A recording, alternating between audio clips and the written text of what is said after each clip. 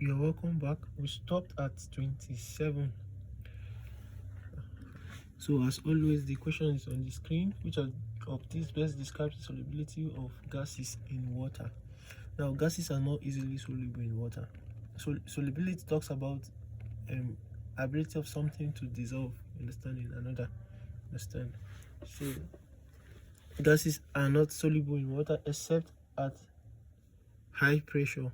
Understand? So as you increase the pressure, it becomes easy for gases to be soluble in water. For example, you have Coca-Cola. It is carbonated. They fill it with carbon dioxide. So, but as soon as you open the Coca-Cola, what happens? The gas is expelled because no more pressure to make it soluble. Understand? So that's why you hear that sound. Shh. So 28. Which of the following undergoes addition reaction? It is alkene. Alkenes undergo addition reaction. And what is addition reaction? Like I said, we are going to talk extensively on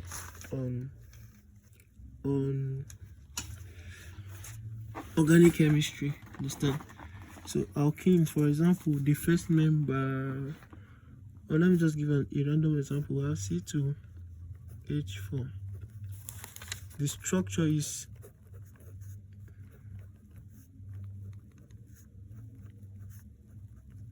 right now, it has double bond. So imagine you react it with bromine. So this bromine will just simply break this bond and become added to the compound.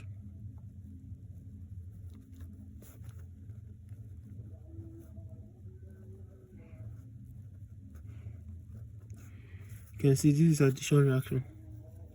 So it's like you're adding 2 bromine to it. Understand? So it now becomes C2H4PART2. So that's addition reaction. It's only possible for alkenes and alkynes. Alkenes, double bond. Alkynes, triple bond.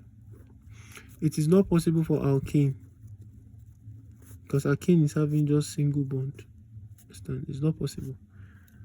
So addition reaction is just for breaking of bond. Other types of organic reactions are substitution, elimination, oxidation. That is redox reaction. So let's continue. 29.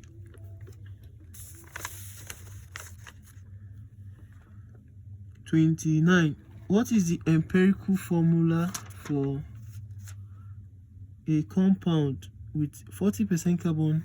You can see the question, so let me not waste time. So we have, you just simply, since we have carbon, hydrogen and oxygen, you write it this way. Then you write the percentage: 40, 6.7, 53.3. right? Now, what is the atomic mass of carbon? We have, it is what? 12. Remember, carbon is the atomic mass of the atomic number of carbon is 6, so the mass is 12. Hydrogen is 1 and oxygen is what? 16. So if you divide 40 by 12, we'll get 3.33. If we divide 6.7 by 1, we get 6.7. 53.3 divided by 16, we get 3.33. Right? Because these are ratio.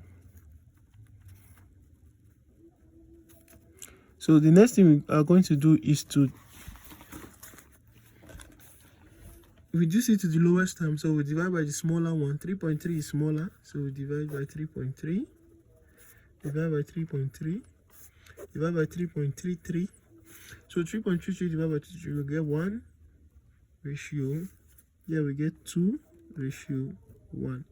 So that means carbon is 1, hydrogen is 2, oxygen is 1. But we don't write it this way. We simply just write it as C CH2O. So the empirical formula is CH2O. So the answer should be B. Number 30. The monomer of polyethylene is 18. Monomer is simply the coming together of polymer, is the coming together of monomers to form polymers. Polymerization is the coming together of monomers to form polymers. So it is 18 that comes together to form polyethylene. Number 31. Which of these metals will not liberate hydrogen from dilute HCl? Which of these metals will not liberate hydrogen from the... You can see the question. So let me not waste time. The answer is copper. How do I know it is copper? First and foremost, you need to know reactivity series. There's a series called reactivity series. It shows the reaction of, it shows the electropositive elements, understand, or metals. Now, and it is in relation to hydrogen. So the first one in this list is potassium, the next one is sodium, the next one is calcium, then we have magnesium, then we have aluminium, then we have zinc, then we have iron, we have lead, we have hydrogen. Hydrogen is the reference. Then we have copper, then we have silver, then we have gold. So this is decrease in reactivity, or you can also say in electropositivity. So if reactivity is decreasing, it means stability is increasing.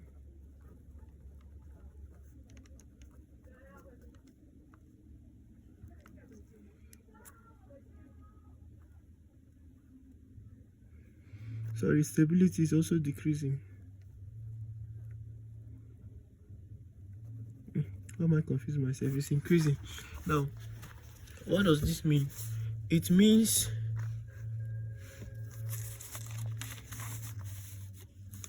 if you have a solution, the ones above hydrogen are the ones that can displace hydrogen from a compound. Lead can displace hydrogen, iron can displace hydrogen, zinc can displace hydrogen. They can as well displace the one that is below them. Understand? If you have sodium, let's say sodium chloride plus potassium. I'm just giving an arbitrary example. I'm not certain this is possible in nature. So because this one is more reactive than sodium, because it is above sodium, potassium is above sodium, it will displace the sodium. It will now form potassium chloride plus sodium. Do you understand? So the activity is just talking about which one is stronger. Of course, if you have two people fighting, the stronger one will beat the weaker one, right? So then I ask, which of the following will liberate hydrogen from dilute HCl? So you have HCl reacts with the first one, zinc.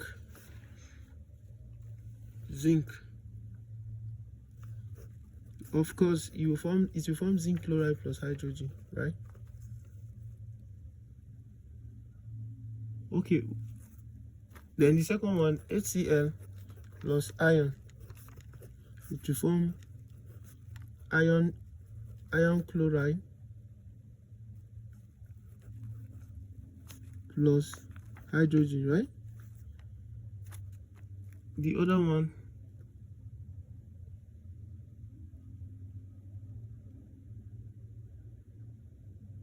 copper will not be able to react. The reason being that copper is below hydrogen, so it cannot. So this is the answer. Understand? The other one to magnesium, you can see where magnesium is. Magnesium can displace hydrogen. Anyone above and displace the other one. So I'm talking about reactivity. The reason I'm breaking this down because you may see another question that is similar to this. So know that this is what reactivity. You're actually supposed to memorize this: potassium, sodium, calcium, magnesium, aluminum, zinc, iron, lead, hydrogen, copper, silver, gold. But the most important is to know hydrogen, then know the three that are below it. Understand? Then know the first three: potassium, sodium, and calcium.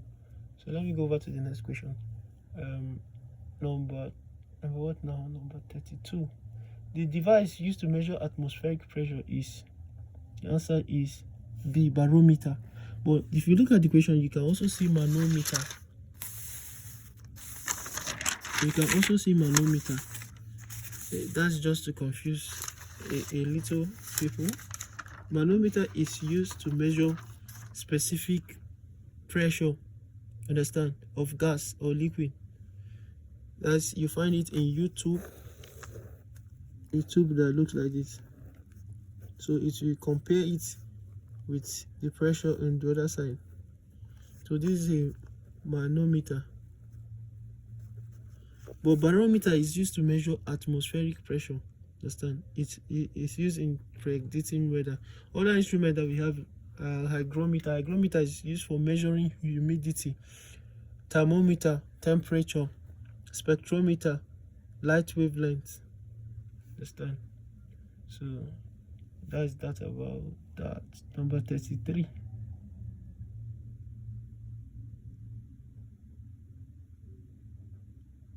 Can't really see it. So I can't really see 33 and 34.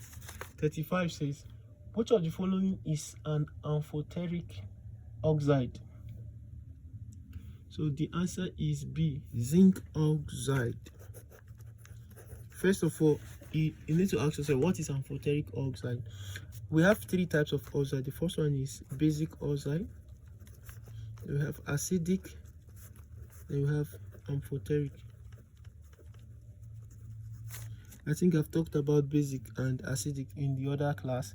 Basic is simply when oxygen reacts with metals. For example, sodium oxide, potassium oxide. They are all basic oxides. Calcium oxide, because sodium is a metal, potassium is a metal, calcium is a metal. Now acidic oxide is when oxygen reacts with non-metals like carbon, sulfur, nitrogen.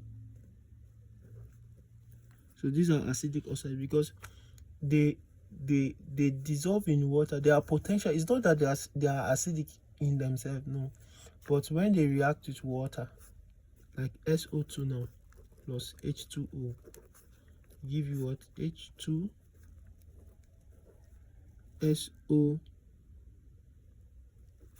understand, SO3 or SO4, then balance the equation. Then what of amphoteric? Amphoteric are those ones that can react with both acid and base. Understand?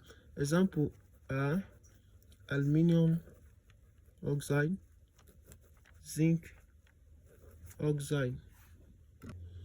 So we have aluminum oxide, zinc oxide. We have many other examples. Lead oxide, lead 2 oxide. We have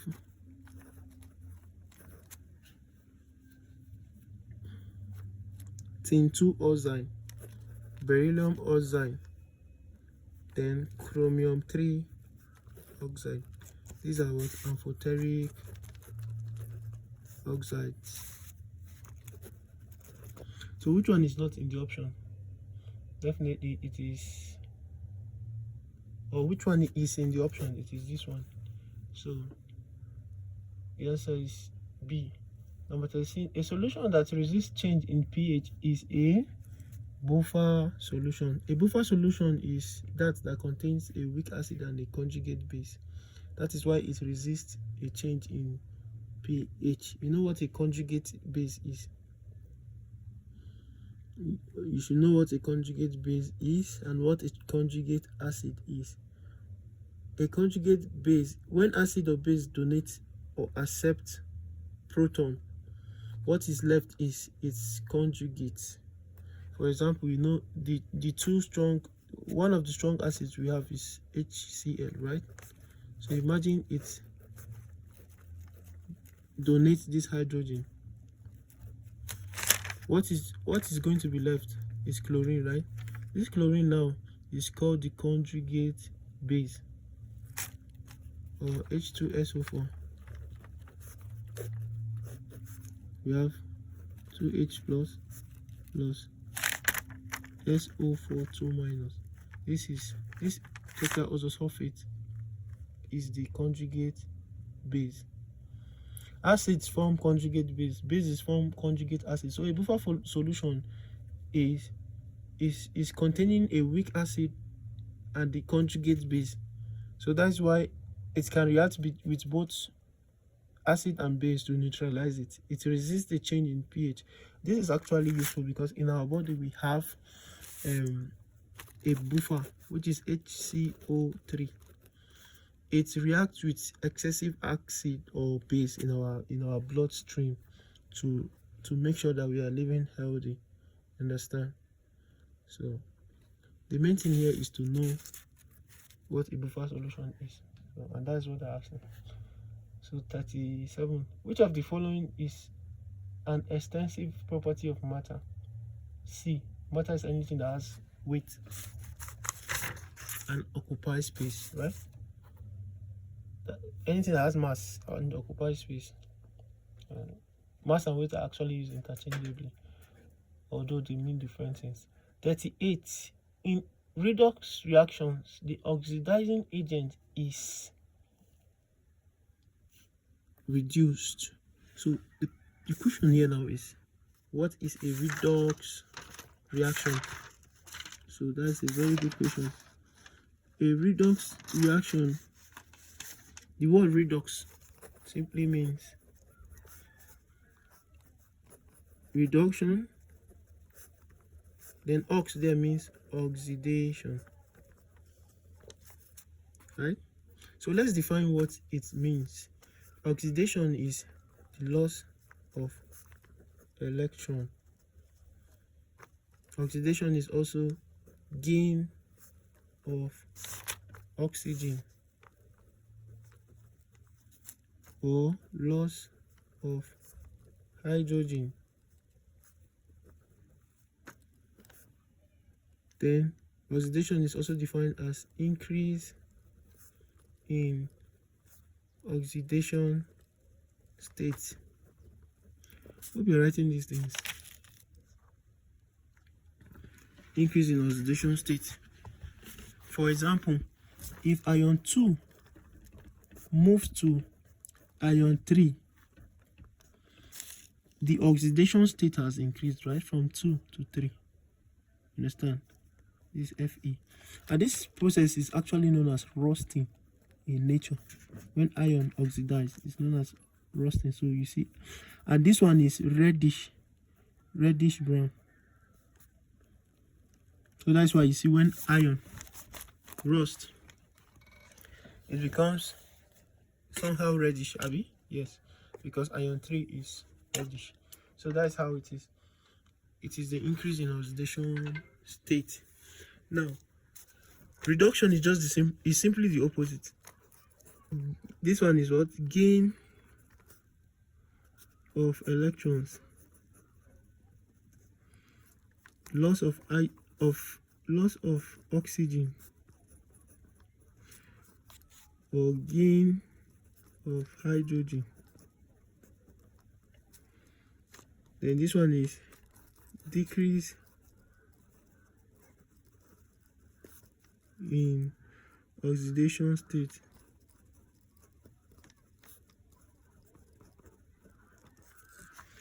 So this is what reduction and what oxidation is in a nutshell. Understand?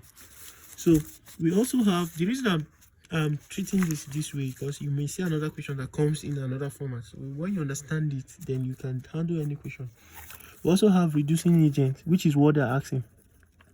Reducing agent and oxidizing agents. Now, what are reducing agents?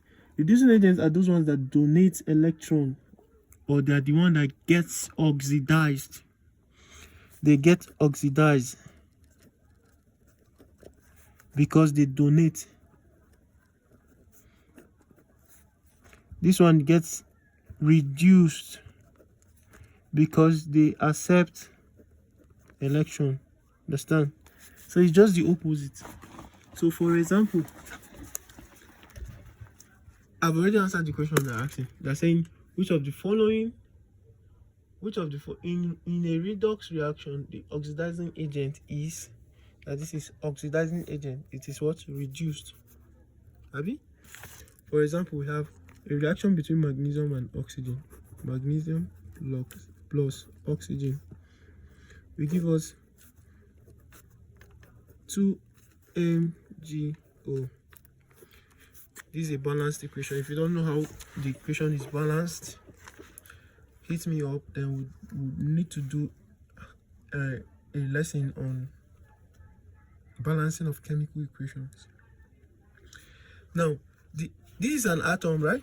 Magnesium is an atom here, and the oxidation number or the oxidation state of atoms are 0 because they are not reacting. Oxidation has to do with reaction, understand?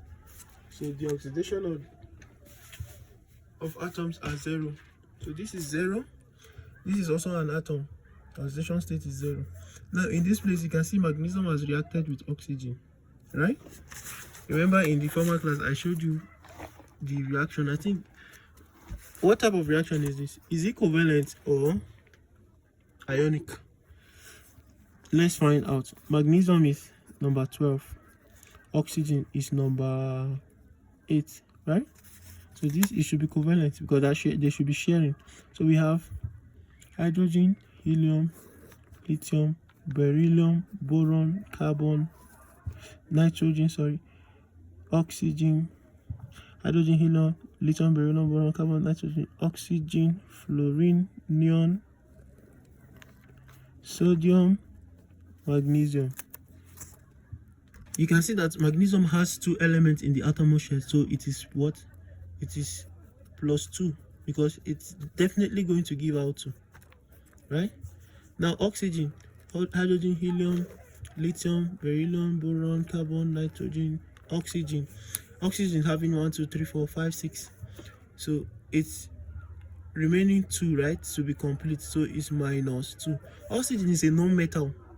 Magnesium is a metal. So metals react by what? Giving out. So that's why they are usually positive. Non-metals are usually what? Negative. Now let's go back to our analysis. Magnesium here is 0. What of here? Magnesium here is what? +2, because it will give out these 2 electrons to this oxygen, right? Sorry, this is ionic bond because there's a giving out. So this is an ionic compound. So oxygen here is -2 because it's accepting 2 from magnesium, right?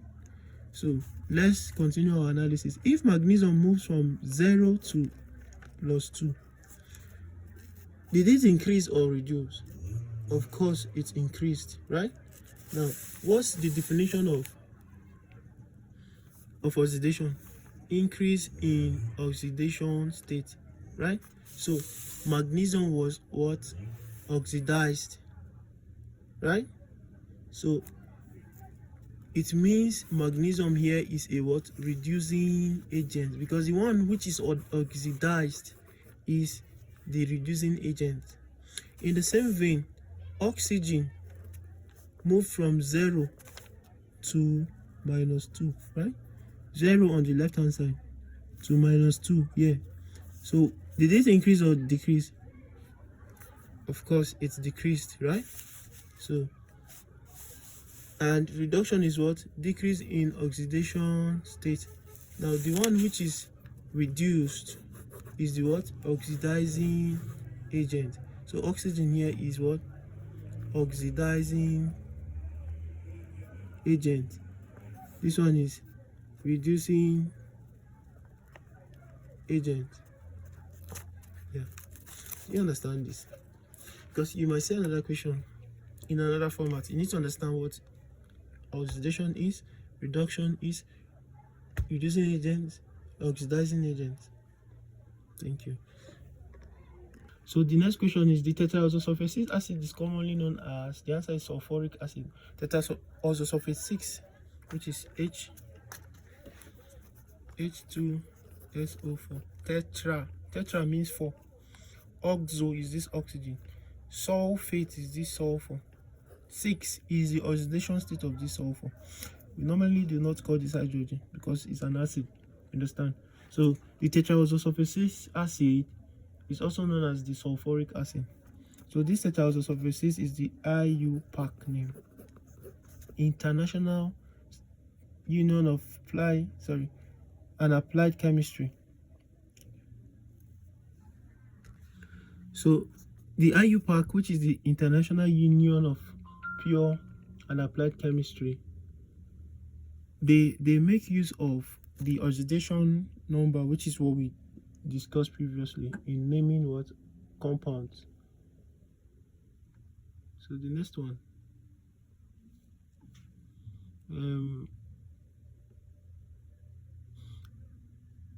okay, the last one actually, wow. Which of the following is used as a drying agent for acidic gases? Okay, let me dwell on this since it's the last one. Which of the following is used as drying agent for acidic gases?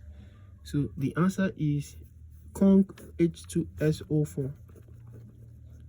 Conc tetraoxosulfate acid is used as a drying agent for acidic gases. So other drying agents that we have are, okay, the reason why it is used is because it has high affinity for water. What is affinity? It's like you are hungry or you are thirsty, you need water, you want to drink water. Understand? So at that state at which you are, I can say you have high affinity for water. You are just looking for water desperately. Understand? So this H2SO4 is having high affinity for water, so it's a drying agent. Understand? It will make your gases to be dry. So it absorbs water vigorously to form hydrates. For example, you have H2SO4 plus H2O. It will give you H2SO4 H2O. So you see that's form hydrate. Sometimes you can even see H2SO4 5H2O. This is pentahydrate. 6H2O hexahydrate, up to 10 decahydrate. Understand? Depending on what is here. If you have 5, if the water, the more the water is present, the more it forms hydrate. You understand? So it has high affinity for water, because this can actually be another question. Why is conc H2SO4 used as a drying agent? First answer is it has high affinity for water. Let me write it. 1, high affinity for water. 2, it is non-volatile. And what does this mean? It doesn't evaporate. So it removes moisture without contaminating the gas. You know, gases actually move in the atmosphere. Understand? They are not settled like water. So if you have conc H2SO4, it will not evaporate with the gas. So the gas will be separate, while the H2SO4 will be separate. Understand?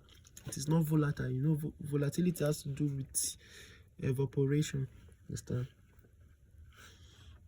And when something evaporates, the cooler it becomes. Understand? The more volatile something is, the cooler it is. I just remember this. That's why you have petrol is very cool. If you touch it, it's very cool. But if you pour petrol, it's cooler than kerosene. Now, if you pour petrol in a cup and leave it open, and pour kerosene in another cup and leave it open, and come back the next day, you will see that the kerosene might still be in the same level, but the petrol would have evaporated. Understand? Now, the reason for that cooling effect is because it evaporates. Yeah. So let me also talk about drying agents. Other drying agents that we have are, okay, we have H2SO4. Other ones are calcium chloride. Note this: phosphorus pentoxide. Then we have silica gel. What is silica gel? If you've ever bought a DVD or all those old television or even phone, you will see some white crystals that are put in a nylon.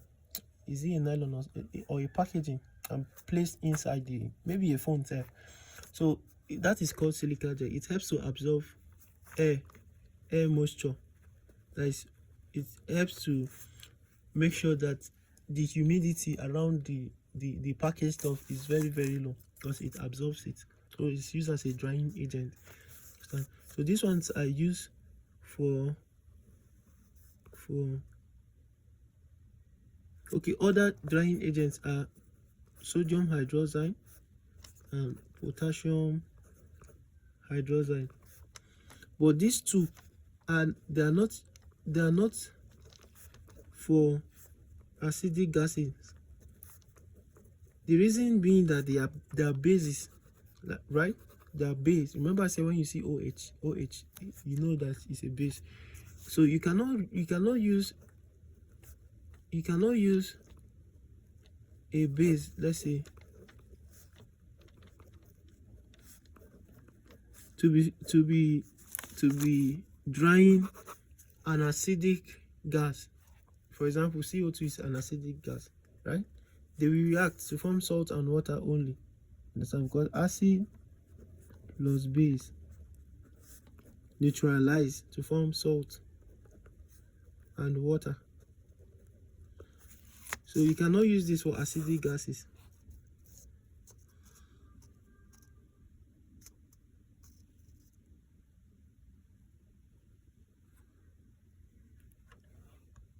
So also note that this calcium chloride, you cannot use it to dry ammonia, because ammonia reacts with calcium chloride plus ammonia to give calcium. It gives a complex, and this is the complex. This could actually be equation on its own. So calcium chloride reacts with ammonia to give a complex. So to dry ammonia, which is a very prominent question that is being asked, we use sodium hydroxide, which is this one that we mentioned earlier, or calcium oxide, right? Remember, calcium oxide is what? Is it a basic oxide or an acidic oxide? Calcium is a metal, so it's a basic oxide. So to dry ammonia, which acts as a base, you need to use a basic oxide. You see, these two are bases. Understand? You cannot use the opposite. If you have an acidic gas, you have to use an acidic drying agent. If you have a basic gas, you need to use a basic drying agent. So that's the concept. Now, last but not the least, this is just a quick bonus. When you see calcium oxide, it is called quicklime.